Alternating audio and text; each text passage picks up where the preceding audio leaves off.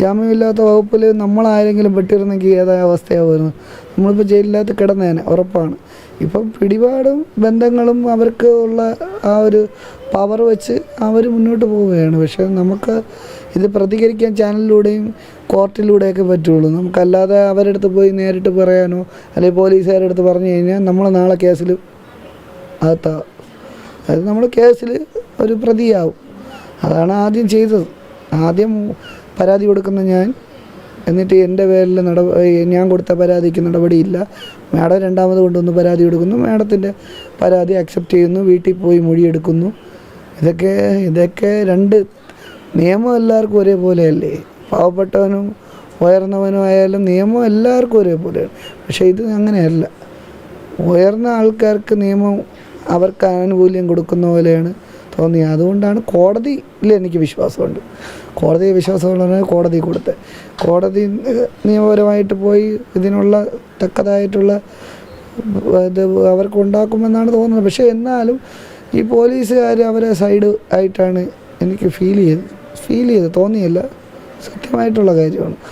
അവരെ രക്ഷിക്കാനുള്ള തത്രപ്പാടിലാണ് അവർക്ക് എൻ്റെ സൈഡ് നിൽക്കാൻ പറ്റൂല. എൻ്റെ ന്യായമായിട്ടുള്ള കാര്യം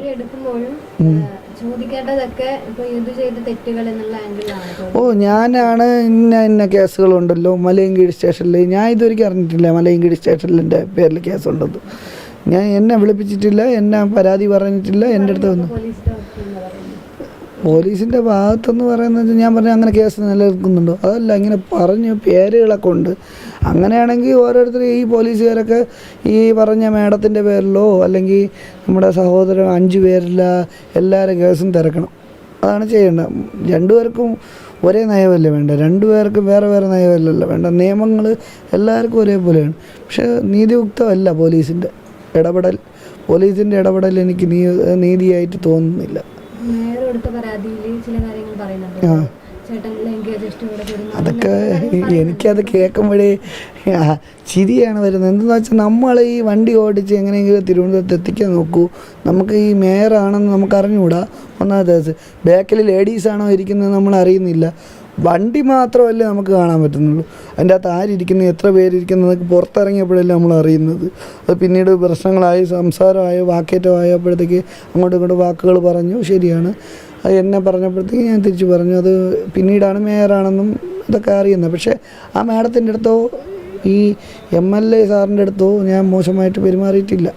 പക്ഷേ എൻ്റെ അടുത്ത് ഇങ്ങോട്ട് വളരെ മോശമായിട്ടാണ്. ഒന്നുമില്ലെങ്കിൽ ഞാനൊരു ഡിപ്പാർട്ട്മെൻറ്റ് ജോലി ചെയ്ത് ആ സമയത്ത് ഇറങ്ങുന്നവരെ ഞാൻ ഡിപ്പാർട്ട്മെൻറ്റിൻ്റെ ഭാഗമാണ്. പക്ഷേ എൻ്റെ അടുത്ത് മോശമായിട്ടാണ് പെരുമാറിയത്. ഇതിനൊക്കെ സപ്പോർട്ട് ചെയ്യാൻ പോലീസുകാരും കൂടെ പിടിക്കാൻ എന്നുവെച്ചാൽ അവർക്കൊന്നും ചെയ്യാൻ പറ്റില്ല. അവർ മറത്ത് ചെയ്ത് കഴിഞ്ഞാൽ ഇപ്പോൾ ഇരിക്കുന്ന സാറന്മാരെല്ലാം മുത്തങ്ങയിൽ പോയിരിക്കും. അതാണ് അവസ്ഥ. അവർക്കൊന്നും ചെയ്യാൻ പറ്റില്ല. അവരെ സപ്പോർട്ട് ചെയ്യുക തന്നെ. ഇത് മെമ്മറി കാർഡ് പോലീസ് വിചാരിച്ചു കഴിഞ്ഞാൽ ഇപ്പം ഞാനാണ് മെമ്മറി കാർഡ് എടുത്തതെങ്കിൽ എപ്പോഴേ അവർ തെളിയിച്ചേനെ. ഇപ്പം മെമ്മറി കാർഡ് ആരെടുത്തതെന്നുള്ളത് നമുക്ക് വ്യക്തമാണല്ലോ. അല്ലെങ്കിൽ എപ്പോഴേ കൊണ്ടുവന്നേനെ. ഇപ്പം ഞാനുമായിട്ട് ബന്ധപ്പെട്ട ആരെങ്കിലും ആണെങ്കിൽ ഉടനെ കൊണ്ടുവന്നേനെ ഉറപ്പാണ്. എന്താണെന്ന് വെച്ചാൽ അങ്ങനെയാണ് പോക്ക്. അപ്പോൾ ഞാൻ എന്തെങ്കിലും ചെയ്യാനോ എൻ്റെ വായിൽ നിന്ന് എന്തെങ്കിലും, അതാണ് ഞാൻ ഒരാൾക്കും ബൈറ്റ് കൊടുക്കാതെ കോടതി കേസ് എടുക്കുന്നത്. ഇന്ന് ഇത് എനിക്ക് പറയണമെന്നുണ്ടായിരുന്നു നിങ്ങളുടെ അടുത്ത്. അതാണ് ഞാൻ പറഞ്ഞത്. ഇപ്പോൾ വന്ന് പറയാൻ വേണ്ടിയിട്ട് ഞാൻ ഒരു ഇനിഷ്യേറ്റീവായിട്ട് എടുത്തത്. പക്ഷേ ഇവർ സത്യസന്ധമായിട്ടുള്ള കാര്യങ്ങളല്ല. പോലീസ് മൊഴിയെടുക്കാൻ വിളിപ്പിച്ചെങ്കിൽ പോലും ചില കാര്യങ്ങളിൽ ഇപ്പോഴും പോലീസ് അതിനെ വഴിതിരിക്കുക. അതാണ് അവരെ ഭാഗത്ത് എന്തെങ്കിലും ന്യായം ഉണ്ട് എന്ന് തെളിയിക്കാൻ വേണ്ടിയിട്ടുള്ള വ്യഗ്രതയാണ് അവർക്കുള്ളത്. അപ്പോൾ അത് ജനങ്ങളെ ഇങ്ങനെ ഇട്ട് ബുദ്ധിമുട്ടിക്കുക. പാവപ്പെട്ട ആളുകൾ, സാമ്പത്തികമുള്ളതും പവറുമുള്ള ആളുകൾ രക്ഷപ്പെടുക. എന്ത് തെറ്റ് ചെയ്താലും അവർ ചോദ്യം ചെയ്യാൻ പാടില്ല. ആണ്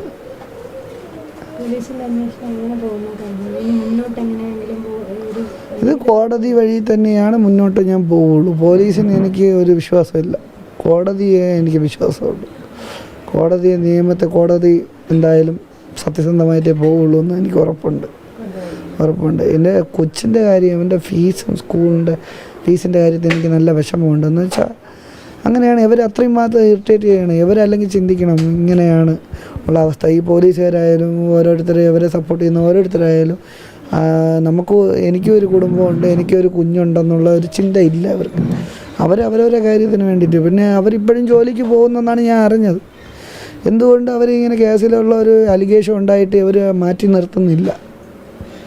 ഞാൻ മാറി നിൽക്കുകയാണ്. എന്താണെന്ന് വെച്ചാൽ എനിക്ക് ജോലി വേണമെന്നും പറഞ്ഞുകൊണ്ട് ഞാൻ പോയി ചോദിച്ചാൽ പോലും അവർ പറയുന്നത് കേസിൻ്റെ ഭാരമായിട്ട് മാറി നിൽക്കാൻ പറഞ്ഞുകൊണ്ടാണ് അവർ ഡ്യൂട്ടി തരാത്തതെന്നാണ് പറയുന്നത് ഡിപ്പാർട്ട്മെൻറ്റിൽ നിന്ന്. അപ്പോൾ ഇവർ ചെയ്യുന്ന, അല്ലെങ്കിൽ ഈ സ്കൂൾ തുറക്കുന്ന ടൈമാണ് ഇതൊക്കെ ചെയ്യുന്നതൊക്കെ. എന്തെങ്കിലും ഞാൻ എന്തെങ്കിലും ചെയ്തിട്ടാണ് ഇവർ ചെയ്യുന്നതെങ്കിലും ഓക്കെ. ഇത് എന്നെ ഇട്ട് ഇങ്ങനെ ഇറിറ്റേറ്റ് ചെയ്ത് എന്നെ ചെയ്യാത്ത കാര്യങ്ങളും ചെയ്ത കാര്യങ്ങളുമായിട്ടുള്ള കാര്യങ്ങളെ വളച്ചൊടിച്ച് അവരെ ആ രീതിയിൽ അത് പക്കായവർ പറഞ്ഞ് എന്നെ പെണ്ണ് പിടിക്കാനാക്കുക, സ്ത്രീലംബണൻ ആക്കുക. അത് തന്നെയാണ്. സ്ത്രീ വിഷയം ഉണ്ടാക്കി വെച്ച് അതാവുമ്പോൾ ആളുകൾ ഇടപെടില്ല. പെണ്ണുങ്ങൾ പോലും ഇപ്പോൾ കണ്ടു കഴിഞ്ഞാൽ റോഡിൽ കൂടെ പോയാലോ ചില പെണ്ണുങ്ങൾക്ക് മനസ്സിലായ ചിലവരൊക്കെ വന്ന് ഷേക്കൻ്റെ ഒക്കെ തരും മക്കളെ. ഇന്ന് ഒരുപാട് പേര് പറഞ്ഞ് ഇതൊക്കെ ചെയ്യുന്ന നമ്മൾ പാവങ്ങളായതുകൊണ്ടല്ലേ, വിട്ടുകളയല്ലേ മക്കളെ, മുന്നോട്ട് തന്നെ പോകണം എന്ന് തന്നെ കൂടുതൽ ആൾക്കാർ പറയണം. ചില ആൾക്കാർ പേടിച്ച് ഈ മാറിപ്പോവുകയാണ്. ഈ ന്യൂ ജനറേഷൻ പിള്ളേരൊക്കെ കണ്ടിട്ട് പേടിച്ച് മാറിപ്പോകണം. എന്തോ പീഡന വീരൻ എന്നുള്ള രീതിയിലാണ് മാറിപ്പോകുന്നത്. ഇതൊക്കെ കാണുമ്പോൾ ഒരു വിഷമമാണ്. എന്താണെന്ന് വെച്ചാൽ നേരത്തെ ഞാൻ ഈ സ്റ്റാച്ചു, പാളയം, സാഫല്യം ഈ ഭാഗത്തോടൊക്കെ സ്വാതന്ത്ര്യമായിട്ട് നടന്നുകൊണ്ടിരുന്നതാണ്. ഇപ്പം ഇവിടെയൊക്കെ ഞാൻ നടക്കുമ്പോഴും അതുവഴി പോകുമ്പോഴൊക്കെ എല്ലാവരും ഒരു ഭീകരജീവി നോക്കും പോലെ നോക്കിക്കാണുകയാണ്. സാധാ ജനം തന്നെയാണ് ഞാൻ. അതിൽ ഞാൻ പ്രതികരിച്ചു എന്ന് മാത്രം ഒരു തെറ്റേ ഞാൻ ചെയ്തുള്ളൂ. അത് പ്രതികരണ ശേഷി നമുക്ക് പാടില്ല, പ്രതികരിക്കാൻ പാടില്ല. പ്രതികരിച്ച് കഴിഞ്ഞാൽ നമ്മളവിടെ തെറ്റുകാരും കുറ്റക്കാരനും ആവുകയാണ്. ഇതിപ്പോൾ ഈ ഞാൻ പറയുന്നത് നിങ്ങളൊക്കെ പോലെയുള്ള ചാനലുകൾ ഈ മാഡത്തിൻ്റെയും സാറിൻ്റെയൊക്കെ ബാക്കിയുള്ള ഡീറ്റെയിൽ എടുക്കണമെന്നാണ് ഞാൻ പറയുന്നത്. എന്താണെന്ന് വെച്ചാൽ എൻ്റെ ഈ പിൽക്കാലങ്ങൾ ഇവർ തിരഞ്ഞെടുക്കുന്നില്ല. അതേപോലെ ഇവരെയൊക്കെ ഡീറ്റെയിൽ നിങ്ങളൊന്ന് തിരഞ്ഞു നോക്കണം. അപ്പോൾ ഡീസൻ്റായിട്ടുള്ള കാര്യങ്ങളൊക്കെ അറിയാൻ പറ്റും, എല്ലാ കാര്യങ്ങളും അറിയാൻ പറ്റും എന്ന് വേണം എൻ്റെ അഭിപ്രായം. മൊഴി കൊടുത്തായിരുന്നു. മൊഴി കൊടുത്ത് അവരെന്നെ മാക്സിമം കൺഫ്യൂഷൻ ചെയ്യാൻ നോക്കി. എന്നാലും കുറേയൊക്കെ ഞാൻ പറയുന്നതിന് വിരുദ്ധമായിട്ടാണ് അവർ എഴുതിയെങ്കിലും എനിക്കത് ഒരു ഇത് വിശ്വാസം പോരാത്ത പോലെ. എന്താണെന്ന് വെച്ചാൽ ഇവർ എന്ത് വേണം എഴുതി ചേർക്കാമല്ലോ. അപ്പോൾ എനിക്കതുകൊണ്ടാണ് ഞാനിപ്പോൾ പറയുന്നത്, എന്തുകൊണ്ട് ഞാനിപ്പോൾ ഒരു കാര്യം എൻ്റെ കേസ് എടുത്തു, ഇവരെ കേസിൽ പരാതിയുടെ പേരിൽ ഇവർ മൊഴിയെടുത്തു. അത് കഴിഞ്ഞ് ബാക്കിയുള്ള ഡീറ്റെയിൽ കഴിഞ്ഞു. ഇവരെ ആദ്യം കേസ് കൊടുക്കുകയാണല്ലോ, മേയർ മേഡം കേസ് കൊടുത്ത് എന്നെ ജാമ്യത്തിലാണ് വിട്ടയച്ചത്. ഇപ്പോൾ പൊതുവേ ഇവരെ പേരിൽ കേസ് എടുത്തിട്ടുണ്ട്. അതിൻ്റെ മൊഴി കൊടുക്കാനാണ് ഞാൻ പോയത്. മൊഴി കൊടുത്തിട്ട് ഇവർ എന്തായാലും ജാമ്യം എടുത്തിട്ടില്ല, ഇതുവരെ എടുത്തിട്ടില്ല. എന്തുകൊണ്ടാണ് അവരെ പേരിൽ നടപടി എടുക്കാത്തത്? ഇപ്പം ഞാൻ ജോലിയുടെ വെളിയിലാണല്ലോ. അതേപോലെ ഇവർ സ്വാഭാവികമായിട്ട് ഈ 5 പേരും ജോലിക്ക് പോകുന്നുണ്ട്, പൈസ ഉണ്ടാക്കുന്നുണ്ട്. ഇപ്പം എൻ്റെ അവസ്ഥയെന്ന് വെച്ചാൽ മോൻ ഇതാ സ്കൂൾ തുറക്കുന്നു. ഈ സ്കൂളിലെ ഫീസ്, യൂണിഫോം തയ്ക്കുന്ന, പിന്നെ ബാക്കിയുള്ള ഡീറ്റെയിൽ കാര്യങ്ങൾ അറിയാമല്ലോ. സ്കൂളിൽ ചേർത്ത് കഴിഞ്ഞാൽ സ്കൂളിലെ ചിലവുകളും കാര്യങ്ങളും. അപ്പോൾ 715 രൂപയ്ക്ക് ജോലി ചെയ്ത എനിക്ക് ഇപ്പോൾ ജോലിയില്ല, ശമ്പളവും ഇല്ല, ഒരു അവസ്ഥയില്ല. ജോലിക്ക് കയറാൻ ഞാൻ നമ്മുടെ ഗതാഗത മന്ത്രിക്കും നമ്മുടെ CMDക്കും പരാതി കൊടുത്തായിരുന്നു ഇതിൻ്റെ പേരിൽ. എന്നിട്ട് അവിടെ നിന്നും ഒരു റിപ്ലൈ വന്നിട്ടില്ല. ഈ ഒരു കേസ് കിടക്കുന്നതിൻ്റെ പേരിൽ അവർക്ക് ജോലിയുണ്ട്, അവർ വലിയ ആൾക്കാരായതുകൊണ്ട് അവർക്ക് ജോലിയുണ്ട്. നമ്മളിപ്പം പട്ടിണിയും പരിവട്ടമായിട്ട് കിടക്കുകയാണ്. അപ്പോൾ അങ്ങനെ മൊഴി കൊടുത്തു. എല്ലാ ബാക്കിയുള്ള ഡീറ്റെയിൽ കാര്യങ്ങളെല്ലാം പറഞ്ഞിട്ടുണ്ട്. അന്ന് നടന്ന സംഭവങ്ങളും ഡീറ്റെയിലും പറഞ്ഞിട്ടുണ്ട്. എന്നിട്ട് അവർ അവസാനം വന്നെത്തി നിൽക്കുന്നത്, അവസാനത്തെ ലൈനെന്ന് വെച്ചാൽ ഞാൻ മൊബൈലിൽ സംസാരിച്ചു, 1 മണിക്കൂറോളം മൊബൈലിൽ സംസാരിച്ചു. അതും എൻ്റെ വേറൊരു നമ്പർ, അതിലോട്ടാണ് കോള് പോയത്. അതാരാണ് എന്താണ് എന്നൊക്കെ ചോദിച്ച് ഭയങ്കര എന്താണെന്ന് വെച്ചാൽ എന്നെ കുഴപ്പിക്കുക, ഞാൻ തെറ്റുകാരനെന്നുള്ള രീതിയിലാക്കുക. അവർക്ക് മൊഴിയെടുക്കുന്നതിനെക്കാട്ടി അർജൻറ്റായിരുന്നു. അത് മാഡത്തിൻ്റെ ഭാഗത്ത് ഒരു തെറ്റും ഇല്ല എന്ന് വരുത്തുക എന്നായിരുന്നു എനിക്ക് തോന്നിയത്. അത് സത്യസന്ധമായിട്ടുള്ള മൊഴിയായിട്ട് എനിക്ക് തോന്നുന്നില്ല. മൊഴിയെടുപ്പ് കറക്റ്റായിട്ടുള്ള കോടതിയിൽ ആ ഫയൽ ചെയ്തിരിക്കുന്ന ആ പോലെ അല്ല ചോദിക്കുന്നതും അവർ പറയുന്നത് വേറെ രീതിയിലൊക്കെയാണ്. അപ്പോൾ എന്തുകൊണ്ട് എന്നെ ഇറിറ്റേറ്റ് ചെയ്ത് ഇങ്ങനെ ഇറിറ്റേറ്റ് ചെയ്ത് എൻ്റെ വായിൽ നിന്ന് വേറെ രീതിയിൽ വന്ന് ആ മൊഴി രേഖപ്പെടുത്താനാണ്. ആ സത്യസന്ധമായിട്ടുള്ള മൊഴികളല്ല. കുറേയൊക്കെ ആണ് അവർ കൈ നിന്നിട്ടൊക്കെ ഇങ്ങനെ പറഞ്ഞ് ഞാൻ ഡിമ്മം ബ്രൈറ്റ് വിട്ട് കാണിച്ചു, ഹോൺ അടിച്ചു എന്നൊക്കെ അത് വ്യക്തമായിട്ട് എഴുതി വെക്കുന്നുണ്ട്. അവർ ഡിമ്മം ബ്രൈറ്റും എൻ്റെ ബാക്കിൽ നിന്ന് വന്ന് ഹോൺ അടിച്ച് ഇറിറ്റേറ്റ് ചെയ്യണം, അത് എഴുതാൻ പറഞ്ഞിട്ട് എഴുതിയിട്ടില്ല. അവർ കുറേയൊക്കെ സത്യസന്ധമായിട്ട് കുറേയൊക്കെ ഇതാണ്. അപ്പോൾ അതെനിക്ക് ചാനലിനോട് പറയണമെന്നുണ്ടായിരുന്നു. മുന്നോട്ടേക്ക് സംശയം ഉണ്ടെന്നാണ്. അത് തന്നെ സംശയമുണ്ട്. അതല്ലാതെ അവർ എപ്പോഴും അവരിപ്പം വലിയ ഒരു മേയറല്ലേ, അപ്പോൾ അവരെ സപ്പോർട്ട് ചെയ്താണ് സംസാരിക്കുന്നതും കാര്യങ്ങൾ പറയുന്നതും എല്ലാം അവർക്ക് വേണ്ടിയിട്ടാണ് സപ്പോർട്ട്. ഇപ്പോൾ എൻ്റെ അവസ്ഥ ഇതാണ്. ഇപ്പോൾ മുന്നോട്ട് പോകും തോറും എനിക്ക് ഇപ്പോൾ കുറച്ച് പൈസ അന്നുണ്ടായിരുന്ന പൈസ വെച്ചാണ് ഞാൻ മുന്നോട്ട് പോകുന്നത്. അതല്ലാതെ എനിക്ക് സാമ്പത്തികപരമായിട്ട് വലിയ കുടുംബക്കാരോ അങ്ങനത്തെ ജോലി നഷ്ടപ്പെട്ട അവസ്ഥയിലും അവരിപ്പോൾ ലൈസൻസ് റദ്ദ് ചെയ്യണമെന്നും പറഞ്ഞുകൊണ്ടാണ് ഈ നിൽക്കുന്നത്.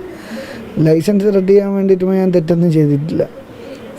ഞാൻ വണ്ടി ഓടിക്കുമ്പോൾ ഒരിക്കലും ഫോൺ ഉപയോഗിക്കില്ല. അഥവാ ഉപയോഗിക്കണമെങ്കിൽ കണ്ടക്ടറിൻ്റെ കൊടുക്കാറാണ് പതിവ്. കണ്ടക്ടറെ കൊടുത്തിട്ട് കാര്യം എന്താണെന്ന് ചോദിക്കാൻ പറയും. അതല്ലാതെ സിഗ്നലിൽ ബ്ലോക്കായിട്ട് കിടക്കുമ്പോഴൊക്കെ ഞാൻ ഫോൺ ഉപയോഗിക്കും. അത് ബ്ലൂടൂത്ത് ഹെഡ്സെറ്റ് വഴി കൈ വെച്ച് മൊബൈൽ യൂസ് ചെയ്യില്ല. കയ്യിൽ ഫോൺ എടുത്തിട്ടുള്ള സർക്കസ് കളിക്കൊന്നും ഞാൻ ഇല്ല. ഇത്രയും ആളുകളെ വഹിച്ചുകൊണ്ട് പോകുന്ന വണ്ടിയല്ലേ. അപ്പോൾ അതിനൊക്കെ ഇവർക്ക് വേണമെങ്കിൽ അതൊക്കെ തെളിയിക്കുക, അതിൻ്റെ ഡീറ്റെയിലൊക്കെ എടുക്കുകയൊക്കെ ചെയ്യാം. പക്ഷേ ന്യായമായിട്ടുള്ള കാര്യത്തിന് ന്യായമായിട്ട് നിൽക്കുക. പോലീസുകാരായാലും ഇപ്പോൾ ആരായാലും ന്യായമായിട്ടുള്ള കാര്യം. ഇപ്പോൾ തെറ്റ് ചെയ്തവർ സുഖമായിട്ട് ജീവിക്കുകയാണ്.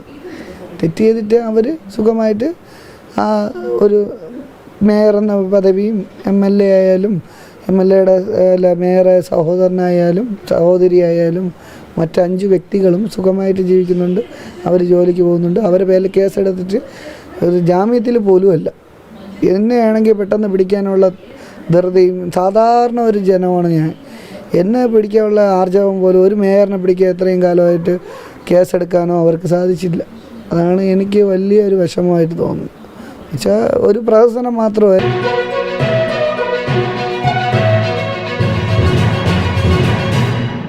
സബ്സ്ക്രൈബ് ചെയ്തിട്ടില്ലാത്തവർ ഇപ്പോൾ തന്നെ സബ്സ്ക്രൈബ് ചെയ്യുക. നോട്ടിഫിക്കേഷൻ ലഭിക്കുവാൻ ബെൽ ബട്ടണും അമർത്തുക.